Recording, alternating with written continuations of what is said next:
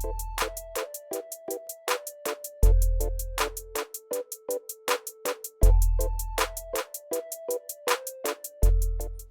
to Fire Mantra Career Point channel. This is Dr. Riaz, Director of Academic Affairs. Friends, today is International Human Rights Day. Number of times we speak regarding international human rights.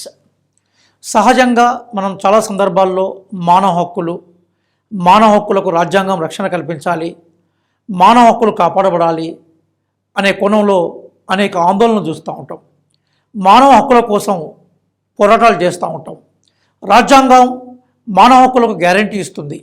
అట్లాగే UNO లాంటి అంతర్జాతీయ సంస్థలు మానవ హక్కులకు సంబంధించిన విషయాల్లో వాకప్ చేస్తూ ఉంటాయి. మానవ హక్కులకు భంగం కలిగిన చోట అవి సహజంగా జోక్యం చేసుకుంటూ ఉంటాయి. ప్రపంచవ్యాప్తంగా హ్యూమన్ రైట్స్ అసోసియేషన్స్ అనేక ఉన్నాయి. భారతదేశంలో కూడా అనేక మానవ హక్కుల సంఘాలు మానవ హక్కుల పరిరక్షణ కోసం కృషి చేస్తూ ఉన్నాయి. ఈ నేపథ్యంలో అసలు హక్కులు అంటే ఏంటి, ఈ హక్కులకు నేపథ్యం ఏ రకంగా వచ్చింది, డిసెంబర్ 10 అంతర్జాతీయ మానవ హక్కుల దినోత్సవంగా ఎందుకు గుర్తించబడతా ఉంది, ఈ విషయాన్ని వివరించే ప్రయత్నంలో భాగంగానే ఈ video five Mantra career point నుంచి విడుదలవుతుంది. Friends, we have to understand that international human rights day can be celebrated by entire world on December 10th. December 10న అంతర్జాతీయ సమాజం మొత్తం, ప్రపంచంలో ఎన్ని దేశాలు ఉన్నాయో ఆ దేశాల్లో నివసించే జనసముదాయం అంతర్జాతీయ మానవ హక్కుల దినోత్సవాన్ని జరుపుకుంటుంది. ప్రతి సంవత్సరం యునైటెడ్ నేషన్ ఆర్గనైజేషను మానవ హక్కులకి సంబంధించిన ఒక థీమ్ ఇస్తుంది. 2020లో మానవ హక్కులకు సంబంధించిన theme, human rights declaration day సందర్భంగా రిలీజ్ చేసిన యుఎన్ఓ థీమ్ ఏదైతుందో అది recover better, stand up for human rights. 2020 theme, I mentioned on this digital board that recover better, stand up for human rights. International Human Rights Day December 10th సందర్భంగా United Nations organisation ఇచ్చే theme recover better, stand up for human rights. 2019లో youth for human rights అనే కాన్సెప్ట్ని UNO తీసుకుంది. ఈసారి మాత్రము recover better for human rights అనే కాన్సెప్ట్ని ఎందుకు తీసుకున్నారంటే, కోవిడ్ నేపథ్యంలో ప్రపంచం మొత్తం కాపాడబడాలి కాబట్టి ప్రపంచం మొత్తం రికవర్ జరగాలి, ఆరోగ్యపరంగా కానీ సామాజికంగా ఆర్థికంగా. కాబట్టి దానికి సంబంధించిన థీమ్ని ఈ సంవత్సరం యుఎన్ఓ అనౌన్స్ చేసింది. మనం హ్యూమన్ రైట్స్ సంబంధించిన విషయాల్లోకి వెళ్ళి లోతుగా చూసే ముందు మనం అసలు రైట్స్ అంటే ఏంటి, హక్కుల్ని ఏ రకంగా అర్థం చేసుకోవాలి, ఈ హక్కులకు భారతదేశం ఇచ్చిన గ్యారెంటీ ఏంటి, భారత రాజ్యాంగం హక్కులకు సంబంధించిన విషయాలను ఏ కోణంలో ప్రస్తావించదన్న కోణాన్ని మనం చూసే ప్రయత్నం చేద్దాం. ఈ నేపథ్యంలో first we are going to focus on what is right. హక్కు అనగానేమిటి? Friends, right is privilege or obligation. Right is an opportunity. హక్కు అనేది ఒక అవకాశం. మనిషి తన జీవన పరంపరలో జీవించాలనుకుంటాడు, జీవించే అవకాశం ఉండాలి. మనిషి తన జీవన పరంపరలో మాట్లాడాలని కోరుకుంటాడు, మాట్లాడే అవకాశం ఉండాలి. మనిషి తన జీవన పరంపరలో చదువుకోవాలనుకుంటాడు, చదువుకునే అవకాశం ఉండాలి. మనిషి తన జీవన పరంపరలో తన సంస్కృతిని, తన భాషను కాపాడాలనుకుంటాడు, కాపాడుకునే అవకాశం ఉండాలి. ఏ అవకాశం అయితే చట్టబద్ధంగా లేదా సమాజం గుర్తించి మనిషికి అందజేయబడుతుందో అవకాశాన్ని ఉపయోగించుకొని మనిషి తన ప్రగతిని, తన గోల్ని సాధించేందుకు కృషి చేయగలుగుతాడో ఆ అవకాశాన్ని మనం బ్రాడ్గా హక్కుగా గుర్తిస్తాం. Right is an opportunity which is essential for human progress. మనిషి తన జీవితంలో ప్రగతిని సాధించేందుకు తప్పనిసరిగా పొందాల్సిన అవకాశం ఏదైతుందో దాన్నే మనం హక్కుగా గుర్తిస్తాం. హక్కు అనేది మానవ ప్రగతికి అవసరమైన అవకాశం. హక్కుకు సంబంధించిన నిర్వచనాలు అనేక మంది తత్వవేత్తలు, అనేక మంది సామాజిక రాజకీయ తత్వవేత్తలు ఈ కోణాన్ని తమ తమ రైటింగ్స్లో కానీ తమ తమ ఉపన్యాసాల్లో అద్భుతంగా ఆవిష్కరించారు. నేను ఇప్పుడు ఆ డెఫినేషన్స్ వైపు పోవట్లేదు, కానీ రఫ్గా మనం గుర్తుపెట్టుకోవాల్సిన అవసరం ఏంటంటే, right is an opportunity to have progress in is social, political and economic life. వ్యక్తి తన సామాజిక, ఆర్థిక, రాజకీయ జీవితంలో ప్రగతిని సాధించేందుకు పొందాల్సిన అవకాశమే హక్కు. హక్కు లేకుండా మనిషి జీవితము బానిసలాగా మారుతుంది. హక్కు అనేది ఆధునిక దేశాల ఆధునిక జీవితానికి అవసరమైన జీవన అవకాశంగా హక్కును గుర్తించాలి. ఎక్కడైతే హక్కులు ఉండవో హక్కులు లేని మనిషిని మనం బానిసగా చూస్తాం. ఏ దేశమైతే హక్కులను ప్రజలకు ఇవ్వదో ఆ దేశాన్ని ప్రజాస్వామ్య దేశంగా మనం గౌరవించాం. ఎందుకోసం అంటే వ్యక్తి వికాసానికి హక్కు ఒక ప్రధానమైన బాధ్యతగా మనం గుర్తించాలి. ఈ నేపథ్యంలో ఈ హక్కులకు సంబంధించి ఒక హిస్టారికల్ పర్స్పెక్టివ్ని మనం చూడాలి. We have to see historical perspective to understand regarding rights. మనం ప్రధానంగా హక్కుల్లో హ్యూమన్ రైట్స్ అనే పదాన్ని మనం పదే పదే వాడుతుంటాం. అంటే మనిషి నాగరిక జీవి కాబట్టి ఆ నాగరిక వికాసం కోసము he has to enjoy his own rights. ఆ నేపథ్యంలో here we mentioned history of human rights. Very సింపుల్గా ప్రపంచంలో హక్కుల కోసం ఎలుగెత్తి చాటి, హక్కుల కోసం ఉద్యమించి, హక్కుల కోసం ప్రాణత్యాగం చేసిన మొట్టమొదటి వీరుడు Spartacus. Spartacus is the first person who sacrifice his life to protect human rights. బానిసగా జీవితాన్ని ఆరంభించిన స్పార్టకస్ బానిసలకు హక్కులు ఉండవు కాబట్టి, హక్కులు లేకుండా జీవితానికి అర్థం ఉండదు కాబట్టి, క్రీస్తు పుట్టడానికి ముందు ఒక 100 సంవత్సరాల క్రితం పుట్టిన స్పార్టకస్ తన హక్కుల కోసం గొప్ప పోరాటం చేసి బానిసలని ఆ పోరాటంలో భాగం చేసి అప్పుడు అధికారంలో ఉన్న రోమన్ చక్రవర్తుల చేత ఊరి కంబానికి ఎక్కిన ఘనత స్పార్టకస్కు దక్కుతుంది. కాబట్టి హక్కుల ఉద్యమం అనగానే, మానవ హక్కుల గురించి మనం ప్రస్తావించగానే మనం మొట్టమొదటిసారిగా we have to take the name of Spartacus. Spartacus is a gladiator hero who fought for human rights, who sacrificed his life along with his fellow slaves and to get human rights, to enjoy the value of life. తర్వాత మనం Magna Carta అనే పదాన్ని చూస్తూ ఉంటాం. హక్కులకు సంబంధించిన చరిత్రను మనం చూస్తున్నప్పుడు we have to take another word, that is Magna Carta. Magna Carta అనే పదాన్ని చూస్తూ ఉంటాం. 1215లో ఎడ్వర్డ్ అనే ఒక కింగ్ ఉండేవాడు ఇంగ్లాండ్లో. ఆ ఎడ్వర్డ్ అనే కింగ్ పరిపాలిస్తూ ఉన్నప్పుడు ఇంగ్లీష్ ప్రజలకి who are living in United Kingdom అనేది 4 దీవులతో కూడుకున్న సముదాయం. అది ఇంగ్లాండ్, అట్లాగే స్కాట్లాండ్, నార్త్ ఐర్లాండ్, దాంతోపాటుగా వేల్స్. ఆ 4 దీవుల సముదాయంగా మనం చూసే యునైటెడ్ కింగ్డమ్లో మొట్టమొదటిసారిగా కింగ్ ఎడ్వర్డ్ మీద ప్రజలు ఒక తిరుగుబాటు చేసి వాళ్ళకి ఏవైతే హక్కులు కావాలో ఆ హక్కుల్ని రాజుని ఒప్పించి సాధించుకున్నారు. రాజును బందీ చేసి ఒక పోరాటం ద్వారా సాధించుకున్నారు. కాబట్టి మొట్టమొదటిసారిగా 1215లో అంటే in the history of entire world 1215లో ప్రజలు రాజు ద్వారా వాళ్ళకి ఏ హక్కులైతే అవసరమో ఆ హక్కుల్ని సాధించుకునే ప్రయత్నం చేశారు. కాబట్టి ఈ హక్కుల పత్రాన్ని మనం మ్యాగ్నా కార్టా అనే పేరుతో మనం చూస్తాం. ఎప్పుడైనా చరిత్రను మార్చేసే పత్రం జారీ చేయబడ్డప్పుడు, చరిత్రను ప్రభావితం చేసే పత్రాన్ని జారీ చేసినప్పుడు ఆ పత్రాన్ని, ఆ పేపర్ని, ఆ జీవోను మనం మ్యాగ్నా కార్టాతో పోలుస్తాం. మనం ఇప్పుడు మ్యాగ్నా కార్టా అనే పదము 1215లో ఇంగ్లాండ్లో ఉద్భవించిన ఒక పోరాట రూపం ద్వారా జారీ చేయబడిన పత్రంగా దాన్ని గుర్తుంచుకోవాలి.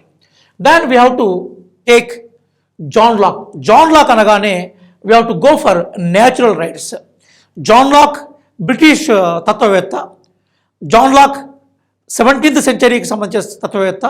ఆయన దాదాపుగా మొత్తం ప్రపంచంలో మానవ హక్కులకు సంబంధించిన ఒక వివరణ మొట్టమొదటిసారిగా ప్రకటించి నేచురల్ రైట్స్, సహజ హక్కుల సిద్ధాంతాన్ని మొట్టమొదటిసారిగా ప్రతిపాదించింది జాన్ లాక్. వారు ఇచ్చిన slogans life, liberty and property.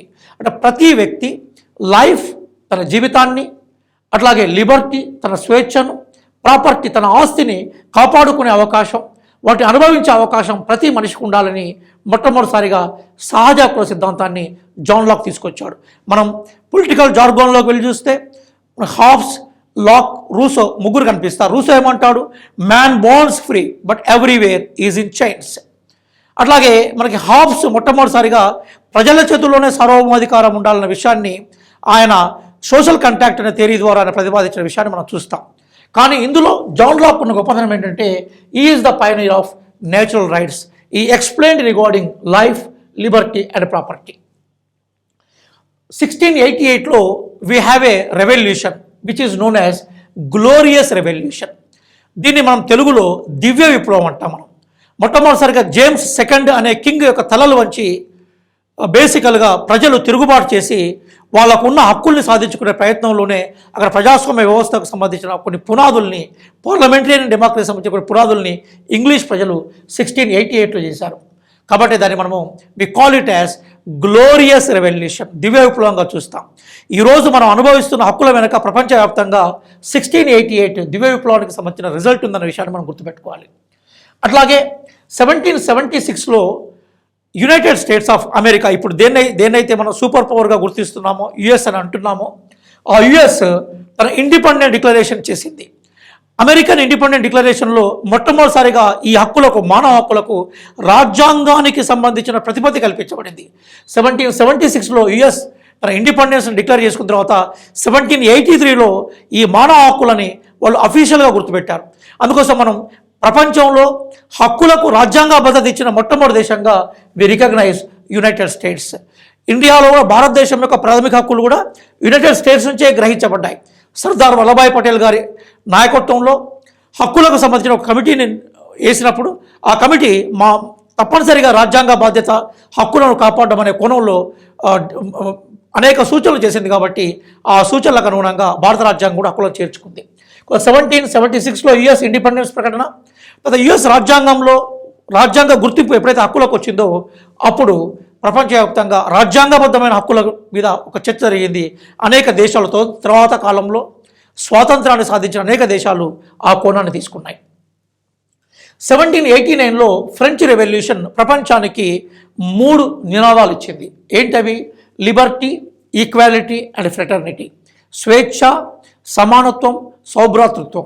స్వేచ్ఛ, సమానత్వం, సౌభ్రాతృత్వం, లిబర్టీ, ఈక్వాలిటీ, ఫ్రెటర్నిటీ, ఈ 3 ముఖ్యమైన నినాదాలు ఏవైతున్నాయో అవి ప్రపంచ మానవ హక్కులకి అవి దిక్సూచిలాగా కనిపిస్తాయి. ఎందుకోసమంటే man has to enjoy his liberty because life is meaningless without liberty. Man has to enjoy equality. If there is no equality there is no meaning for liberty. అట్లాగే ప్రపంచంలో ఉండే ప్రజలందరూ మనకి ఒక గొప్ప భావాలతో, సోదర భావంతో జీవించాలనుకున్నప్పుడు వీ నీడ్ ఫ్రెటర్నిటీ. కొన్ని లిబర్టీ, ఈక్వాలిటీ, ఫ్రెటర్నిటీ అనే 3 స్లోగన్స్ని మనకి ఫ్రెంచ్ రెవల్యూషన్ 1789లో ఇచ్చింది. భారతదేశంలో అనేక మంది స్వతంత్ర ఉద్యమ నాయకులు ఈ ఫ్రెంచ్ రెవల్యూషన్ ఇచ్చిన స్లోగన్స్ తోటి ఇన్స్పైర్ అన్న విషయాన్ని మనం గుర్తుపెట్టుకోవాలి. ఆ నేపథ్యంలో 1917లో రష్యన్ రెవల్యూషన్ వచ్చింది. రష్యన్ రెవల్యూషన్ ప్రధానంగా సోషలిస్ట్ రెవల్యూషన్ కాబట్టి దాన్ని మనం బోల్షివిక్ రెవల్యూషన్ అనే పేరుతో పిలుస్తాం. రష్యన్ రెవల్యూషన్ ఈక్వాలిటీ అనే పదానికి బాగా వాల్యూ ఇచ్చింది. ఈక్వాలిటీ లేకుండా లిబర్టీ కానీ ఫ్రెటర్నిటీ కానీ అనుభవించడం సాధ్యం కాదు. కాబట్టి ఈక్వాలిటీకి ఎక్కువగా ఇంపార్టెన్స్ ఇవ్వాలనే కోణాన్ని రష్యన్ రెవల్యూషన్ ప్రధానంగా ప్రపంచానికి పరిచయం చేసింది. వీటన్నింటి నేపథ్యంలో 1947 ఆగస్టు 15న భారతదేశం స్వతంత్రాన్ని చేసుకుంది. ఆ కోణంలో భారత రాజ్యాంగం హక్కులను గుర్తించాలనే ఒక కాన్సెప్ట్ తీసుకుంది. ఆ కాన్సెప్ట్లో భాగంగానే భారత రాజ్యాంగంలో హక్కులకు సంబంధించిన చర్చ స్టార్ట్ అయింది. ప్రాథమిక హక్కుల్ని భారతదేశంలో చేర్చే కోణం స్టార్ట్ అయింది. భారత రాజ్యాంగం 1950 జనవరి 26 అమల్లోకి వచ్చినాక ఫండమెంటల్ రైట్స్ తోటి బయటకు వచ్చింది. ఈ నేపథ్యంలో 1948లో యుఎన్ఓ, యునైటెడ్ నేషన్స్ ఆర్గనైజేషన్ ప్రపంచంలో అన్ని దేశాలను పిలిచి అంతర్జాతీయ విశ్వ మానవ హక్కుల ప్రకటన చేసింది. ఆ తేదీ 10th డిసెంబర్. కాబట్టి ఈ రోజైన 10th డిసెంబర్లో ప్రపంచ మానవ హక్కుల దినోత్సవానికి సంబంధించిన ఏర్పాట్లు జరిగాయి. ఆ రోజు ఇంటర్నేషనల్ హ్యూమన్ రైట్స్కి సంబంధించిన డిక్లరేషన్ చేయబడింది. ఆ డిక్లరేషన్లో 30 రైట్స్, 30 హక్కులని ఆ మానవ హక్కుల ప్రకటన గుర్తించింది. United Nations Organisation released International Human Declaration on December 10th in 1948. That basic declaration has identified 30 rights. We are recognizing that 30 rights as human rights. ఆ 30 హక్కుల్లో ఏ దేశాలు అయితే తమ రాజ్యాంగంలో కొన్ని హక్కులను చేర్చుకున్నాయో వాటిని మనం ఫండమెంటల్ రైట్స్ అంటాం. మనం విశ్వ మానవ హక్కుల ప్రకటన యాజ్ రికగ్నైజ్డ్ 30 హ్యూమన్ రైట్స్, వాటిని మనం మానవ హక్కులు అంటాం. ఆ మానవ హక్కుల్లో రాజ్యాంగాలు ఏవైతే గుర్తించాయో వాటి ఫండమెంటల్ రైట్స్ అంటాం. చట్టాలు, న్యాయస్థానాలకు సంబంధించిన న్యాయ సూత్రాలు ఏ హక్కులనైతే కాపాడుతాయో వాటిని మనం సివిల్ రైట్స్ అంటాం. సివిల్ రైట్స్ అంటే పౌరులు సాధారణంగా అనుభవించాల్సిన హక్కులు. కాన్స్టిట్యూషనల్ రైట్స్ లేదా ఫండమెంటల్ రైట్స్ అంటే రాజ్యాంగం గుర్తించిన హక్కులు. హ్యూమన్ రైట్స్ అంటే యునైటెడ్ నేషన్స్ ఆర్గనైజేషన్ ఏదైతుందో అది మానవ ప్రగతికి వికాసం కోసం గుర్తించబడ్డ హక్కులుగా మనం చూడాలి. కాబట్టి ఈ ఇంటర్నేషనల్ హ్యూమన్ రైట్స్ని భారతదేశం గుర్తించింది. ఆ నేపథ్యంలో భారత రాజ్యాంగంలో కూడా ఫండమెంటల్ రైట్స్ రూపంలో వాటి చేర్చుకుంది. మానవ హక్కుల ప్రకటన మీద సంతకాలు చేసిన దేశాల్లో భారతదేశం ఒకటి. India is one of the countries which signed on international human rights declaration. కాబట్టి భారత ప్రజలందరూ మానవ హక్కులని అనుభవించాల్సిన, మానవ హక్కులను కాపాడుకోవాల్సిన బాధ్యత ప్రజలందరికీ ఉందన్న విషయాన్ని ఈ సందర్భంగా మనం గుర్తుపెట్టుకోవాలి. ఈ నేపథ్యంలోనే ఫండమెంటల్ రైట్స్ భారతదేశంలో మనకి 6 కనిపిస్తాయి. మనకి ఆర్టికల్ 12 నుంచి ఆర్టికల్ 35 వరకు ఈ ఫండమెంటల్ రైట్స్ సంబంధించిన వివరణ మనకు కనిపిస్తుంది. రైట్ టు ఈక్వాలిటీ, సమానత్వ హక్కు, రైట్ టు ఫ్రీడమ్, స్వేచ్ఛ హక్కు, రైట్ అగెయిన్స్ట్ ఎక్స్ప్లాయిటేషన్, పీడనకు గురి కాకుండా ప్రజలను కాపాడుకునే హక్కు, కల్చరల్ అండ్ ఎడ్యుకేషనల్ రైట్స్, సాంస్కృతిక విద్యా హక్కులు, right to freedom of religion, మత స్వాతంత్రాన్ని పొందే హక్కు, రైట్ టు కాన్స్టిట్యూషనల్ రెమెడీస్. పై హక్కులకు భంగం వాటిల్లితే మనం రాజ్యాంగం మనకిచ్చిన అవకాశం ఏంటంటే కోర్టుల ద్వారా వెళ్ళి మనం మన హక్కులని కాపాడుకునే అవకాశం మనకు ఉంటుంది. వాస్తవంగా భారత రాజ్యాంగం అమల్లోకి వచ్చినప్పుడు మనకు 7 ఫండమెంటల్ రైట్స్ ఉండేది. 7వ రైట్గా మనం చూసేది ఏదైతుందో అది రైట్ టు ప్రాపర్టీ, ఆస్తి హక్కుకు సంబంధించింది. దాన్ని 44వ రాజ్యాంగ సవరణ ద్వారా 1978లో మనము ప్రాథమిక హక్కుల హోదా నుంచి తీసేసి దాన్ని సాధారణ హక్కుగా గుర్తిస్తున్నాం. ఇప్పుడు ఆస్తి హక్కు ప్రాథమిక హక్కు కాదు, అదొక సాధారణ హక్కు. కాబట్టి భారత రాజ్యాంగం మనకి 6 హక్కులకు సంబంధించిన అవగాహన, 6 హక్కులకు సంబంధించిన రక్షణ భారత రాజ్యాంగంలో చేర్చబడింది.